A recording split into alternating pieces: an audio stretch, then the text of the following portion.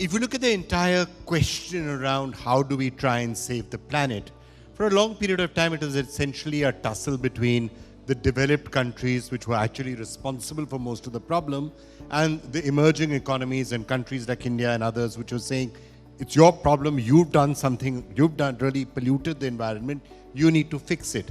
There now seems to be a slight change in attitude, as we are hearing out here, where countries like India are saying, even though we weren't historically responsible for what has happened, we will show you the path of how it can be cleaned up. And it sounds as if India is going to be able to meet its Paris target. Do you think that's possible and feasible? And is this a new thought process that is happening? Yes, indeed. First of all, very good evening, and thank you for inviting me here, and congratulations to WION for this wonderful initiative. I look forward to being a part of it. Coming to this question, I think there are many colleagues from very diverse backgrounds. So I just want to say something very simple. 80% of the climate problem is due to fossil fuels, which means the cars that we are using. So the petrol that we're using in the car, that leads to emissions. The electricity that we're using, if it is produced by coal, that leads to emissions. So a lot of the things that we do essentially based on economic growth, they're all leading to certain emission negative impacts on the environment. That is the basic problem that we're talking about.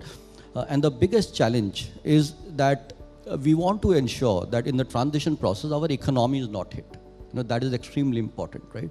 So India, clearly in the last 10 years, it has done, I think, wonderfully. So as a researcher, as an independent research organization, it's very, very clear to us that India is increasingly taking a leadership position in the global climate discourse.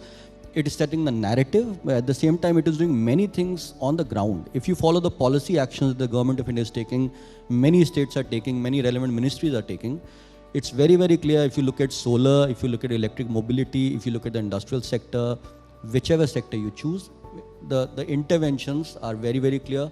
Industries are much more well positioned for this transition as they were like 10 years back. Clearly there is a sea of change happening. As Mr. Dewangan is also saying, there is a sea of change in the attitude. Also the whole point about being a climate leader, it's clearly pervading down to many different aspects of the economy. And yes, I'll completely agree with what Mr. Dewangan is saying. It is very, very visible to all of us. May I supplement? I would like to highlight the fact that India is one of the few G20 countries which has been able to meet its commitment made in COP21 at Paris in 2015.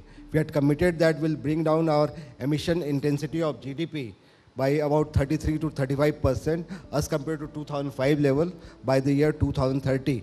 We have already achieved this target, and now we have enhanced our ambition to bring down emission intensity of GDP by about 45% by the year 2030.